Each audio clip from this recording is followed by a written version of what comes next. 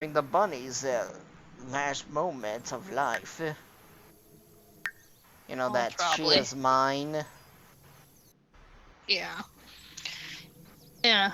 It was you. I was possessed by anger and it started hitting him. You killed them. You. I kept hitting him, but Jason smiled as if it was tickling him. He didn't have any remorse for ruining my life. He was possessed.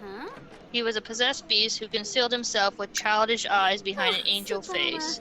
He was able to give me everything, and he was at the same time to terminate everything around me. He was fiendish. Of course, it was me, my splendid creature. Mr. Bunny even showed it to you. He smiled with a self-evident truth. I have made many toys for you, and I can't wait to introduce you, Miranda. So the character is named Miranda, but you can call her Mandy if you like. Suddenly, suddenly something hit his head and shattered into pieces. My father had a wooden club. He aimed a blow at the monster's head, but the one that broke was wood. Huh? Okay. Yeah, the creature is Jason? talking to your daughter for some time. You run off, grab a wooden stick, and hit it in the head, and the stick breaks. Why not go grab, I don't know, a shotgun and shoot it in the back of the head? A gun would have been more sufficient. Jason's smile turned into a frustrated scowl. His grip increased on my waist. He turned around, and then my father saw Jason's face. He opened his eye.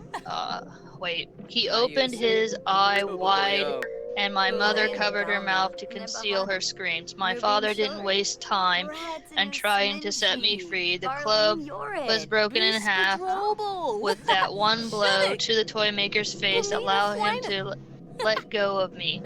Well, okay, according to you, when he hit Jason and broke the club in half, it tightened his grip around you.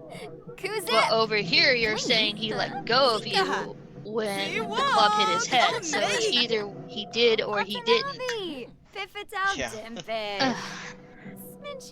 Together with my parents, I ran out from the room. We quickly rushed into the entrance. My father opened the door, but instead a garden path in front of us. There was Jason's workshop. What? My father opened the door, but instead the garden path in front of us, there was Jason's workshop. That makes no sense. So your dad opened a door and Jason's workshop appeared. That would have made more sense. Yeah. Maggie, I give you one last chance, Jason, calmly walking down the stairs, after which I'll dye all the walls with the blood of the people surround you. You bastard. To the kitchen, quick. We ran to the kitchen, hearing some monsters laughing, following us. Once we were in, we could see through the windows the toy maker's little factory. Now I was desperately sure it wasn't a nightmare. At that point, you would realize it wasn't a nightmare. Wouldn't you realize it wasn't a The terror. nightmare when he grabbed you? Or when you felt something? At Because that. you don't feel things when you're sleeping. Yeah. The terror overwhelmed me, and Daisy's blood on my fingers were more than real than anything I ever felt. Oh, besides the monster, picking you up and, having his, hands on you wasn't, Enough. real. Yeah. I turned around. Where's Dad? My mother grabbed a knife and got closer to me, holding me tightly in her arms. I would be fucking terrified.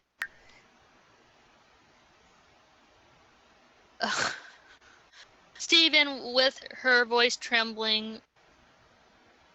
with her trembling voice, she called him, but we sighed with relief when we saw him come to the kitchen. Hurry up before my mother's voice was blocked, just like me. She stared at Dad's pale face. He walked slowly with a fixed look at space and his eyes wide open. Suddenly he fell on the floor and behind him Jason's frozen smile. The toy maker looked at me with crazy eyes. Dad's batteries decreased. It looks like it should be recharged.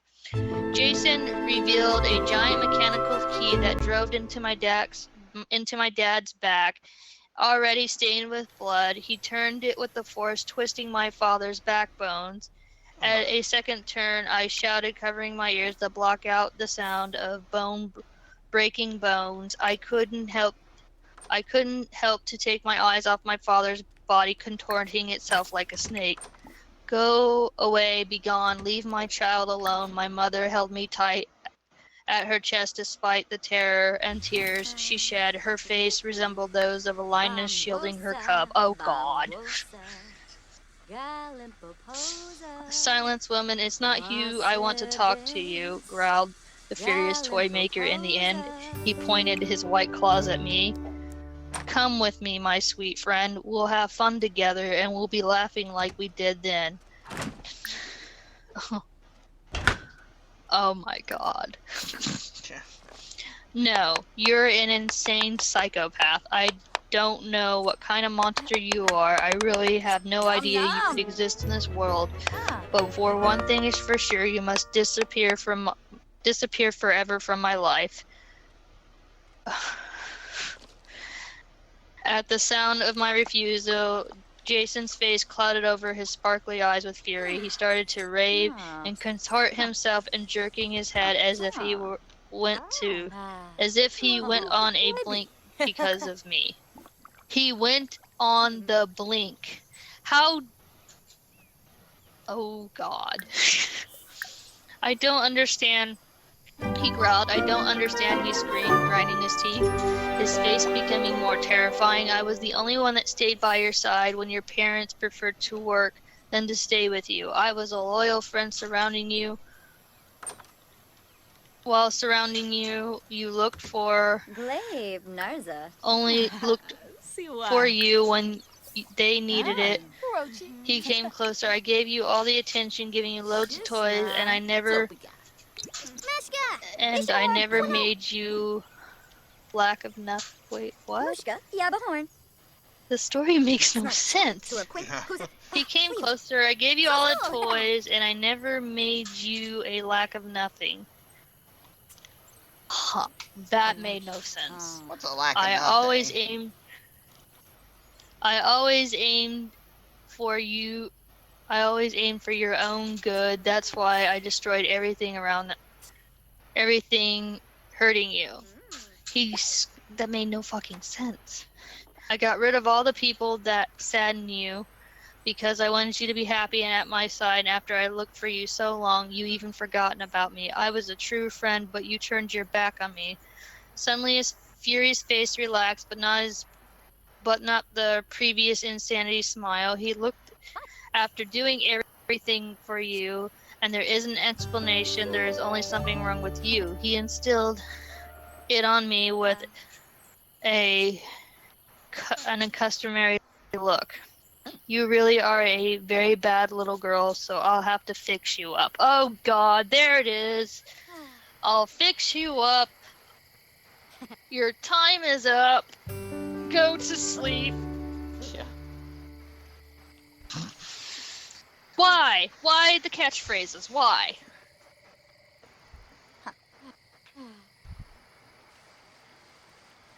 What? I trembled with my voice.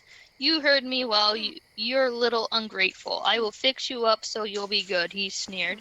You'll become a very beautiful toy doll. My mother, paralyzed by Jason's shriek, suddenly awoke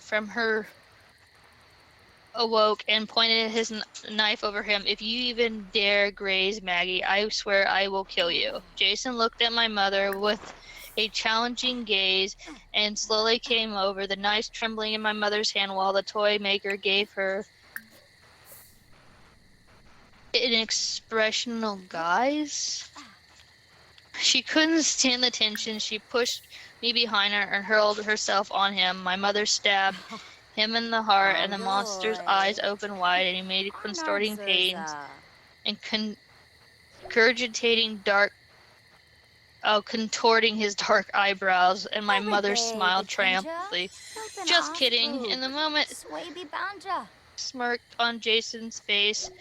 He opened his arms nonchalantly without even taking the knife from his chest. My mother was shocked and stood still for a few seconds, but she was possessed by an inspiration and started stabbing him several times, trying to desperately make him react somehow. The disguise of his flesh pierced the knife could be heard clearly, while the shirt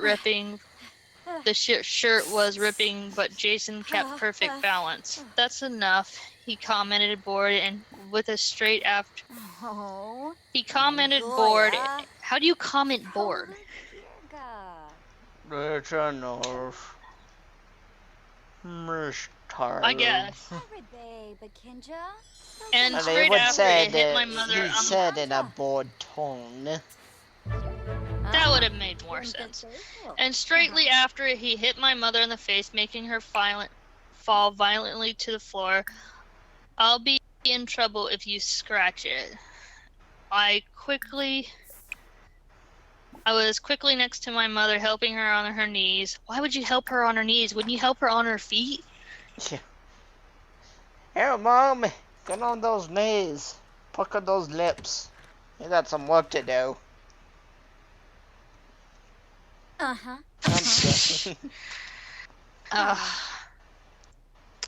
The side of her face was swollen. My eyes leaped on the toy maker. So, wait, how do your eyes leap? You mean you looked at the toy maker, or you quickly reacted to the toy maker? Ugh. I would have said, like, I gave a furious glance, but no, she's like, my eyes, they leaped right out of my head and splattered right on his chest. My eyes leaped on the toy maker. I was waiting for his immediate revenge, but I was petrified while glimpsing what he was doing. He unbuttoned his shirt and drove his nails into his chest closely enough to the injuries he got with a knife. He sank his claws into his flesh and slowly pulling on the opposite side. The wound appeared to be ripped in the center, which enlarged as the flesh shredded like paper. A thick liquid dripping from the floor. It was not blood. You mean it wasn't blood? Even if it was, it must have been something rotten. Something sparkled in his exposed rib cage. Probably you forget how much I care about the splendid music box, but luckily everything is all right. He took his hands off his exposed chest and covered the hole with his shirt, hiding the music box that started playing inside. Then he came closer. I wanted to scream. I wanted to beg, but in horror, I had witnessed left me completely paralyzed to do anything, which implied squeezing up with my mother. Squeezing up. I will squeeze up my mother. That doesn't even sound right. Yeah. It only took a yank from the toy maker to tear her out of my arms. He took her up without effort and pushed her back into his chest, preventing her to wiggle out of him. He clenched his arms around her neck while the other arm blocked the hand that stabbed him. Now I show you happen to try to hinder me, Mom. He slowly bent her arms in the opposite direction. She cried in pain, trying to set herself free, but the monster was strong enough to bend her limbs and to make bones come out. My mom sank her nails into his black flesh, which flanked, producing that nauseous smell, but she could not set herself free since the grip was wrapped tightly. All right, I'll come with you, I shouted with all my voice and my body. Jason raised the stare. He gave me a serious look. My mom became paler due to the pain and the blood loss. She needed my help, but there was nothing I can do but handing myself to the toy maker. You can take me with you, but leave my mother alone, I said with my trembling voice. After all, we're friends, right? I tried to make a convincing smile despite I was trembling from head to toe and my eyes were filled with tears. Jason smirked, outright satisfied, pleased with his victory. Excellent choice, Maggie. At the moment, he took his arms. He took his back. His arms took his usual color back. Okay, whatever. I can't read today. So basically, his arms went back to the normal color. Alrighty then. Okay. At the moment, his arms took back their usual color. His lacerations crystallized in a few. They healed up. I can't pronounce this word. In a few seconds, cartilized, whatever. In a few seconds, he went back to his usual appearance. His face returned to its normal state, but I already knew what he concealed by those amber-colored eyes. It seemed that Jason accepted my surrender, but before leaving my mother, he took out of his pocket a little red mouse. It was unmistakably a toy, one of those winding keys. He grabbed my mother from her jaw and pushed it into her mouth. What's wrong, Mom? Did the mouse take your tongue? He laughed, pushing her away from himself.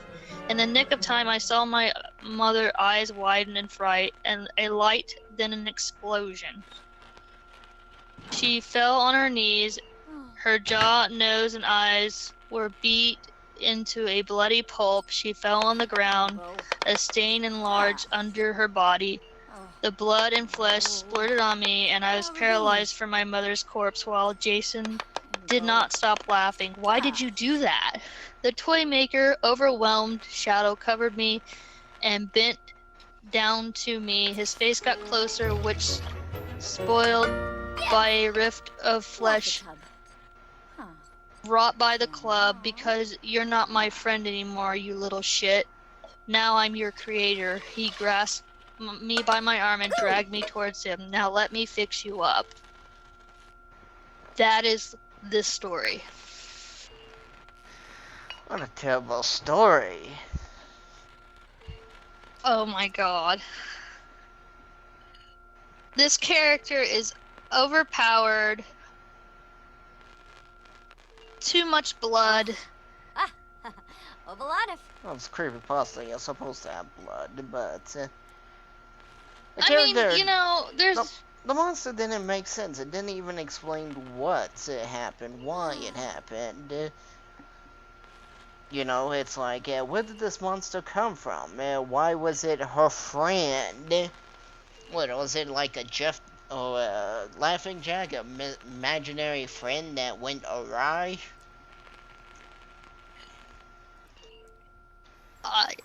It would have made more sense. It's like, this is horrible.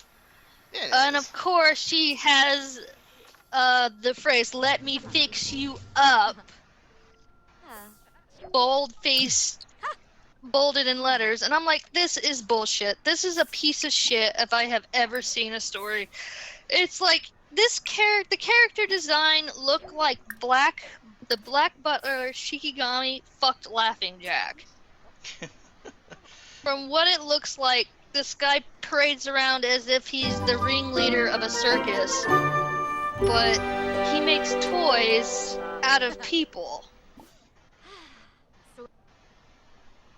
We already have someone that does that. It's called the Doll Maker. The Doll Maker. But I know people are going to tell me that the doll maker just makes dolls. Jason makes, you know, different types of toys out of people. And I'm like, I don't care. And why is it every creepypasta story has to be a pretty boy? Why? Because they wanna fuck it. Pretty much just want to fuck it. And that's it.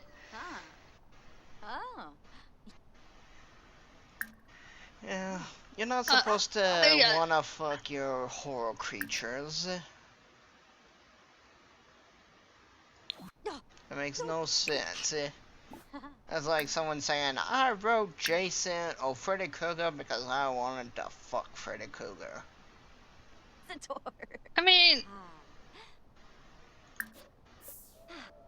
it's a dude that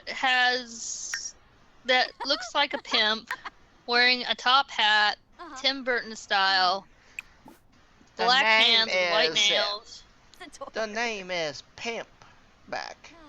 Slip Pimp Back. I'm not even sure if I said that right. Mr. Slipback. No.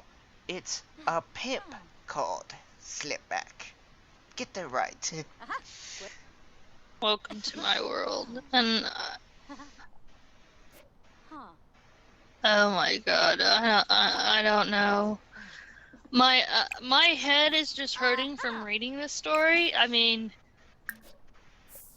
Cobra, come and look at this. This is the newest Creepypasta character. I just read this story of this character, and well, we should be ending the video here. Yeah, we'll just end the video. Any last things you want to say about the... That's not a Batman villain. No, it's not a Batman villain. Are you fucking kidding me? No. What kind of autistic piece of shit came up with this crap character? Some girl from Italy. No. From what I'm seeing is... What's so special about this music box? I mean, it's like there was really no importance of it in the story. I mean, it was important to him. The only thing I could think of is the music box might have been his weakness, but it's like, you know, it's just like all of a sudden, oh, I didn't want you to damage this. It's like, that came out of the left field. It was like, yeah, so out of the blue, it wasn't even funny. It says Jason the Toy Maker is a creative creature with features of loving and building, inventing toys. He's able to be convincing to choose to make a deal with eternity. That means playing with him forever. He looks like a perfect friend, and in fact, he's a selfish, a liar, and possessive. It doesn't matter to which extent the chosen... Someone's got breakup issues. Apparently. An extensive chosen will keep the promise, because for Jason, the attention will never be enough. He can't stand being left aside. He can not tolerate being the center of attention from him, and he hates when the chosen one reveals to be ungrateful. When he understands the chosen one can't keep the promise and wants to go away, Jason punishes them by transforming him to a wax doll so they won't abandon him. His appearance is linked to sudden changes of mood. Indeed, when he is furious, Jason's appearance changes when revealing what he truly is, a creature consumed by his eternity. Impossible wish. His arms are rotten. His hair is like blood. Oh God! And black flocks from his cane, sharp, and his teeth are sharp. His eyes will become clear and brighten from palish green light. He becomes merciless, dominating, and can be violent. The only thing he guards with affection, except for his dolls, is his special Carlin, I can't pronounce this word, which nobody can touch. It said that if the music box breaks, at the same time Jason will die. So basically that's why he is protecting the music box. Well, from what I'm reading and the research of this character, if the music box breaks, he dies. Some whiny fucking attempt to get back your fucking boyfriend. Well, her artwork is, I cannot lie, it looks... Yeah, she looks like a spoiled. Oh no, somebody turned me down! I'm gonna make a scary story about him! That's all it is. Just spoiled bitch girl whining. Mark Goldfinger. Binge, Oh my goodness. Well, I guess that's the end of that. Oh my goodness. So I can't even give it a Swiss or a cheddar because it wasn't cheesy, it was just plain bad. I give it a Rotten Tomato. Yep.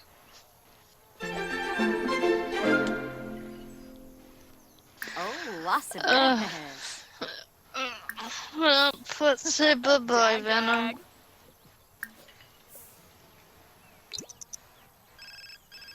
Alright, well that was it, everyone. That was a terrible creepypasta with a little bit of entertainment.